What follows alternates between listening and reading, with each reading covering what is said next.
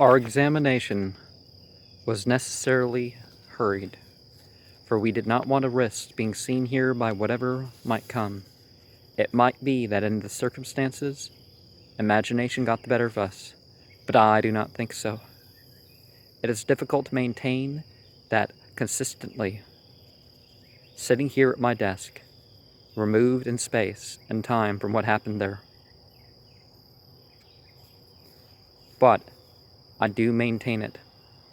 Despite the quickened awareness and irrational fear of the unknown which obsessed both of us, we kept determined, open-minded, about every aspect of the problem we had chosen to solve. If anything, I've erred in this account on the side of science over that of imagination. In the plain light of reason, the carvings on that stone slab were not only obscene, but bestial and frightening beyond measure, particularly in the light of what Partier had hinted, and what Gardner's notes and the material from Miskatonic University had vaguely outlined. And even if time had permitted, it is doubtful if we could have looked long upon them. We retreated to a spot comparatively near the way we must take to return to the lodge, and yet not too far from the open place where the slab lay, so that we might see clearly and still remain hidden in a place easy of access to the return path. There we took our stand and waited in that chilling hush of an October evening, while Stygian darkness encompassed us, and only one or two stars twinkled high overhead, miraculously visible among the towering treetops. According to Laird's watch, we waited exactly an hour and 10 minutes before the sounds as of water began, and at once there was a manifestation which had about it all the trappings of the supernatural, for no sooner had the rushing sound begun than the slab we had so quickly quitted began to glow. At first, so indistinguishably that it seemed an illusion, and then with a phosphorescence of increasing brilliance, until it gave off such a glow that it was as if a pillar of light extended upward into the heavens. This was the second curious circumstance. The light followed the outlines of the slab and flowed upward. It was not diffused and dispersed around the glade into the woods, but shone heavenward with an instance of a directed beam. Simultaneously, the very air seemed charged with evil all around us, lay thickly such an aura of fearsomeness that it rapidly became impossible to remain free of it. It was apparent that by some means unknown to us, the rushing sound as of wind, which now filled the air, was not only associated with the broad beam of light flowing upward, but was caused by it. Moreover, as we watched, the intensity and color of the light varied constantly, changing from a blinding white to a lambent green, from green to a kind of lavender. Occasionally it was so intensely brilliant that it was necessary to avert our eyes, but for the most part it could be looked at without hurt to our eyes. As suddenly as it had begun, the rushing sound stopped, the light became diffuse and dim, and almost immediately the weird piping as of flutes smote upon our ears. It came not from around us, but from above, and with one accord, both of us turned to look as far into heaven as the now fading light would permit.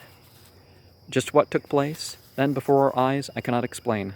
Was it actually something that came streaming down, for the masses were shapeless, or was it the product of imagination that proved singularly uniform when Laird and I found opportunity to compare notes? The illusion of great black things streaking down in the path of that light was so great that we glanced back at the slab. What we saw there sent us screaming voicelessly from that hellish spot. From where but a moment before there had been nothing, there was now a gigantic protoplasmic mass, a colossal being who towered upward toward the stars, whose actual physical being was in constant flux, and flanking it on either side were two lesser beings, equally amorphous, holding pipes or flutes and appendages, and making that demoniac music which echoed and re-echoed in the enclosing forest. But the thing in the slab, the dweller in the darkness, was the ultimate in horror. For from its mass of amorphous flesh, there grew at will before our eyes tentacles, claws, hands, and withdrew again. The mass itself diminished and swelled effortlessly. And where its head was, and its features should have been, there was only a blank facelessness. All the more horrible because even as we looked there arose, from its blind mass, a low ululation, and in that half-bestial, half-human voice so familiar to us, from the record made that night. We fled, I say, so shaken that it was only by a supreme effort of will that we were able to take flight in the right direction. And behind us, the voice rose, the blasphemous voice of Nyarlathotep, the blind, faceless one, the mighty messenger, even when there rang in the channels of memory the frightened words of the half-breed. Yeah, he should just say mulatto. Should have said mulatto or something. Old Peter, it was a thing. Didn't have no face. Hollered there till I thought my eardrums burst.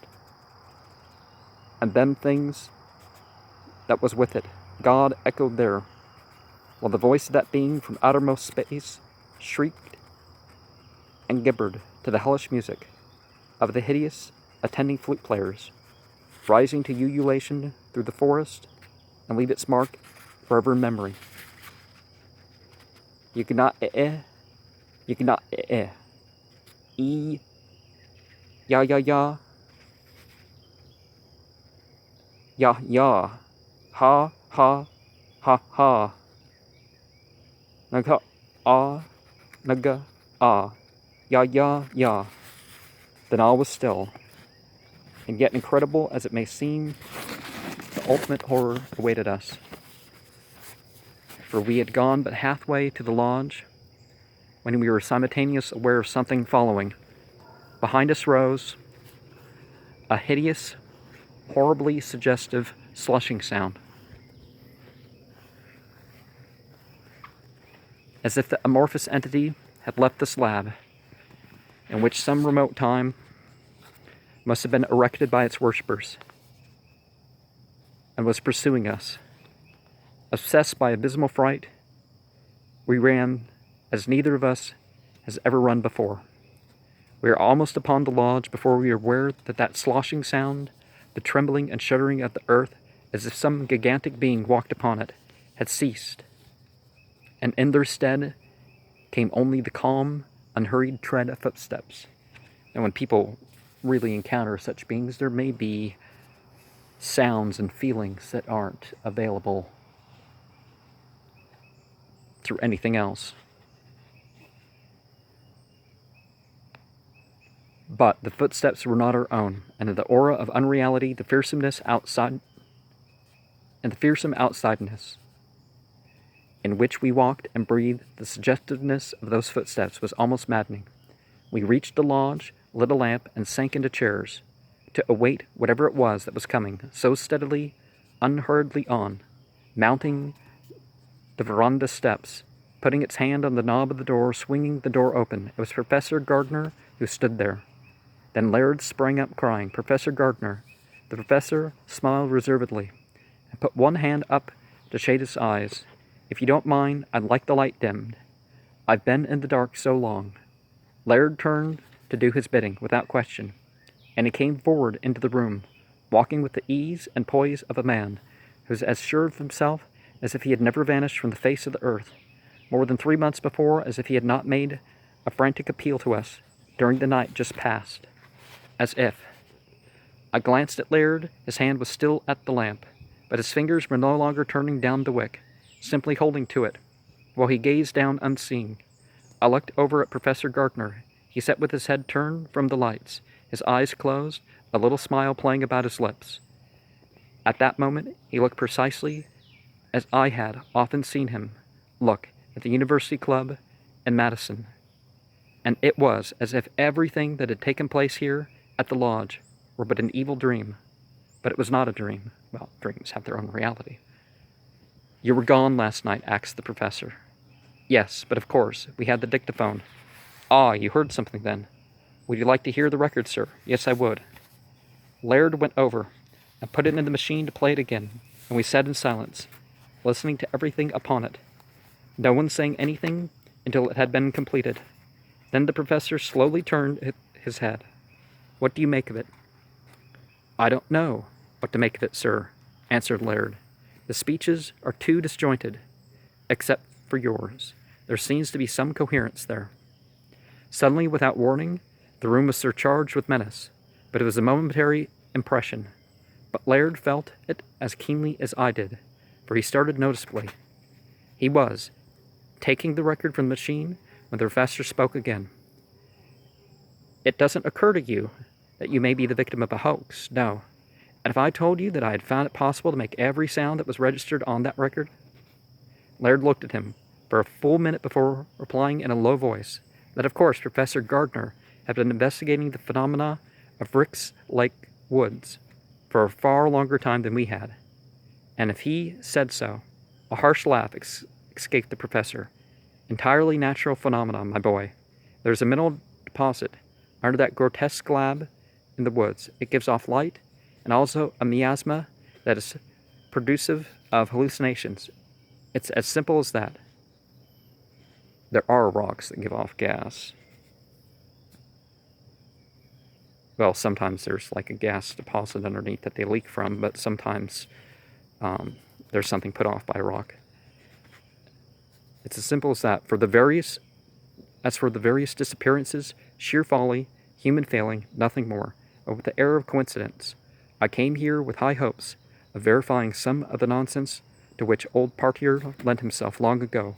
But he smiled disdainfully, shook his head, and extended his hand. Let me have the record, Laird. Without question, Laird gave Professor Gardner the record. The older man took it, and was bringing it up before his eyes, when he jogged his elbow, and with a sharp cry of pain dropped it. It broke into dozens of pieces on the floor of the lodge. Oh, cried the professor, I'm sorry. He turned his eyes on Laird, but then, since I can duplicate it any time for you, from what I've learned about the lore of this place, by way of Partier's mouthings, he shrugged. It doesn't matter, said Laird quietly. Do you mean to say that everything on that record was just your imagination, Professor? I broke in. Even that chant for the summoning of Cthulhu? The older man's eyes turned on me. His smile was sardonic. Cthulhu? What do you suppose he or that is but the figment of someone's imagination? And interference, my dear boy, use your head. You have before you clear interference. That Cthulhu has his abode on Fomalhaut, which is 27 light years away. And that, if this chant is repeated thrice, when Fomalhaut has risen, Cthulhu will appear to somehow render this place no longer habitable by men or outside entity. How do you suppose that could be accomplished? One of the interesting things when you look at, real stuff that goes on is that you don't quite know what some of these stars and planets being referred to are. Even something as simple as Sun, Moon, Mars, Venus, Mercury, Jupiter, Venus, Saturn. One doesn't know always which one is being talked about. Even Sun and Moon, there's some places where there's confusion as to which one's which in the mythological text. Why by something akin to thought transference, replied Laird doggedly. It's not unreasonable to suppose that if we were to direct thoughts towards Fomalhaut, that something there might receive them, granting that there might be life there. Thought is instant, and that they in turn may be so highly developed that dematerialization and rematerialization might be as swift as thought. My boy, are you serious? The older man's voice revealed his contempt. You asked. Well then, as the hypothetic answer to a theoretical problem, I can overlook that. A lot of people like to jump to this, well, we can't prove it, so it must, well, that's not science. But then again, it's not science if people make claims that are unbounded either, although some people can have knowledge, but other people have knowledge just because they hear it. They can have belief and sometimes faith, but frankly, I said again, disregarding a curious negative shaking of Laird's head, I don't think that what we saw in the forest tonight was just hallucination caused by a miasma rising out of the earth or otherwise. The effect of this statement was extraordinary. Visibly, the professor made every effort to control himself. His reactions were precisely those of a savant challenged by a cretin in one of his classes. After a few moments, he controlled himself and said only, "You've been there, then. I suppose it's too late to make you believe otherwise." "I've always been open to conviction, sir, and I lean on the scientific method," said Laird. Professor Gardner put his hand over his eyes and said, "I'm tired. I noticed last night when I was here that you're in my old room, Laird, so I'll take the room next to you, opposite Jack's." He went up the stairs as if nothing had happened between the last time he had occupied the lodge and this. The rest of the story and the culmination of that apocalyptic night are soon told. I could not have been asleep for more than an hour. The time was 1 in the morning, which is different than what we have nowadays, where midnight was midnight. Or maybe they were at the point where midnight wasn't midnight, but they had time zones. But they didn't. Maybe they didn't have daylight savings time. I don't remember. But in mythology, generally, midnight is 12. Not before, not after. It's just the middle moment of the night. Middle moment of the day, middle moment of the night. 12 p.m., 12 a.m., no daylight savings time, no time zones, no... So when I say noon and stuff like this, I don't... When I was awakened by Laird, he stood beside my bed, fully dressed, and in a tense voice ordered me to get up and dress, to pack whatever essentials I had brought, and to be ready for anything. Nor would he permit me to put on a light to do so, though he carried a small pocket flash and used it sparingly. To all my questions, he cautioned me to wait. When I finished, he led the way out of the room with a whispered, "Come." He went directly into the room in which Professor Gardner had disappeared. By the light of his flash, it was evident that the bed had not been touched. Moreover, in the faint film of dust that lay on the floor, it was clear that Professor Gardner had walked into the room, over to a chair beside the window and out again.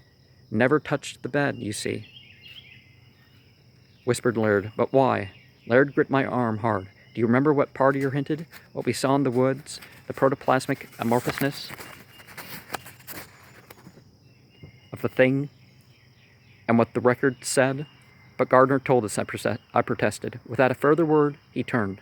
I followed him downstairs, where he paused at the table where we had worked and flashed the light upon it.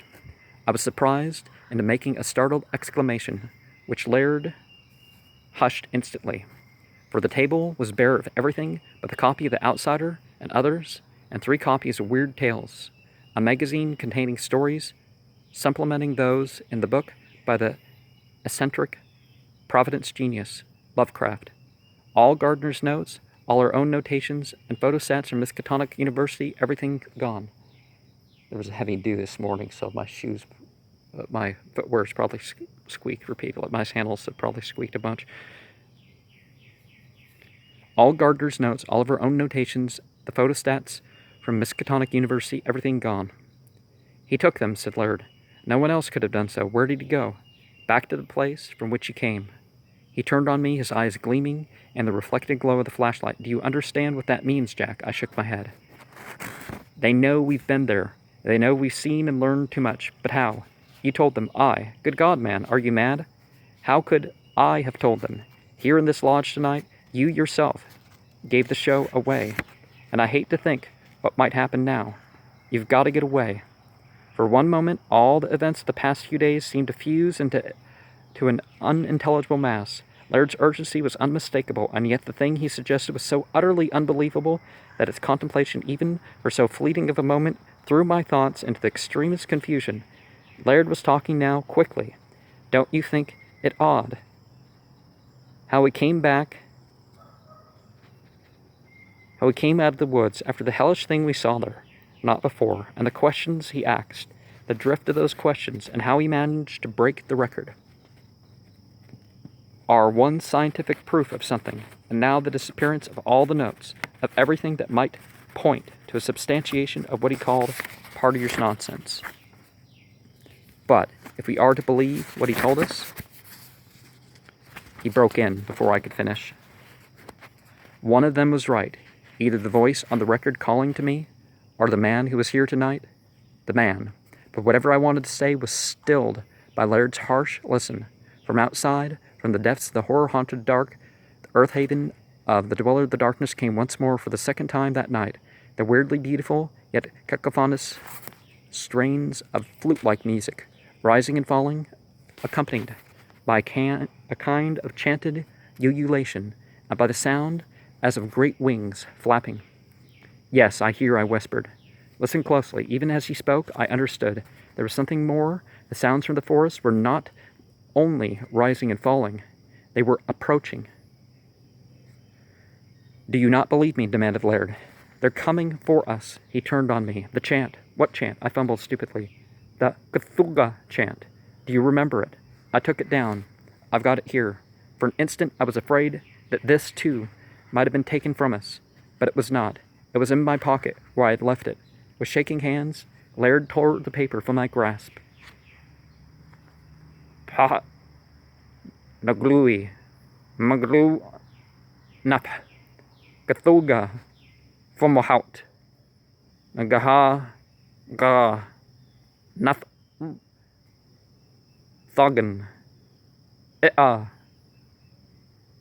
Cthulhu," he said, running to the veranda. Myself at his heels. Out of the woods came the bestial voice of the Dweller in the Dark. "E-ya, ya, ha, ha, ha, yigna, yigna, pa, nagloe, maglu, nap, Cthulhu, famahout, nga, gra, nathul, thogan, ea, Cthulhu," repeated Laird for the second time. Still the ghastly melee of sounds from the woods came on, in no way diminished, rising down to supreme heights of terror-fraught fury, with the bestial voice of the thing from the slab added to the wild, mad music of the pipes, and the sound as of wings. And then once more Laird repeated the primal words of the chant. On the instant the final guttural sounds had left his lips, there began a sequence of events no human eye was ever destined to witness. Well, there's other sight than just the eye that seems like human sight. For suddenly the darkness was gone, giving way to fearsome amber glow. Simultaneously the flute-like music ceased, and in its place rose cries of rage and terror. Then appeared thousands of tiny points of light, not only on and among the trees, but the earth itself. On the lodge and the cars standing before it, where there was a still further moment that we were rooted to the spot, and that it was borne in upon us that the myriad points of light were living entities of flame. Well, jinn. For wherever they touched, fire sprang up, seeing which Laird rushed into the lodge for such of our things as he could carry forth before the Holocaust made it impossible for us to escape Rick's Lake. He came running out. Our bags had been downstairs, grasping that it was too late to take the dictaphone or anything else. And together we dashed toward the car, shielding our eyes a little from the blinding light all around. But even though we had shielded our eyes, it was impossible not to see the great amorphous shapes streaming skyward from this accursed place, nor the equally great being hovering like a cloud of living fire above the trees. So much we saw before the frightful struggle to escape the burning woods forced us to forget, mercifully, the other details of that terrible, maddened flight. Horrible as the things that took place in the darkness of the forest at Rick's Lake were, there was something more cataclysmic still. Something so blasphemously conclusive that even now I shudder and tremble uncontrollably to think of it. For in that brief dash to the car, I saw something that explained Laird's doubt. I saw what had made him take heed of the voice on the record, and not of the thing that came to us as Professor Gardner. The keys were there before, but I did not understand. Even Laird had not fully believed, yet it was given to us. We did not know. It was not desired by the old ones that mere man should know too much, Partier had said, and that terrible voice on the record had hinted even more clearly, go forth in his form, or in whatever form chosen in the guise of man, and destroy that which may lead them to us. Destroy that which may lead them to us. Our record, the notes, the photostats from Miskatonic University, yes, even Laird and myself, and the thing that had gone forth, for it was Nyarlathotep, the mighty messenger, the dweller in the darkness, who had gone forth and who had returned into the forest to send his minions back to us. It was he who had come from interstellar space, even as Cthulhu, the fire being. All the jinn are fire beings, whether it's a earthly appearance or whatever.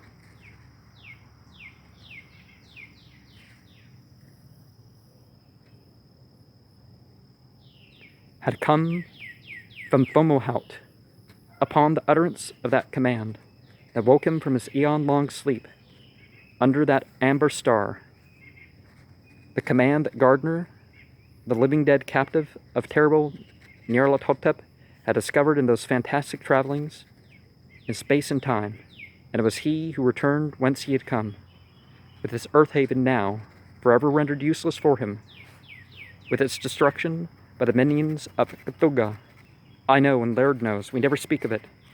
If we had any doubt, despite everything that had gone before, we could not forget that final soul-searing discovery, the thing we saw when we shielded our eyes from the flames all around and looked away from those beings in the heavens. The line of footprints that led away from the lodge in the direction of that hellish slab, deep in the black forest.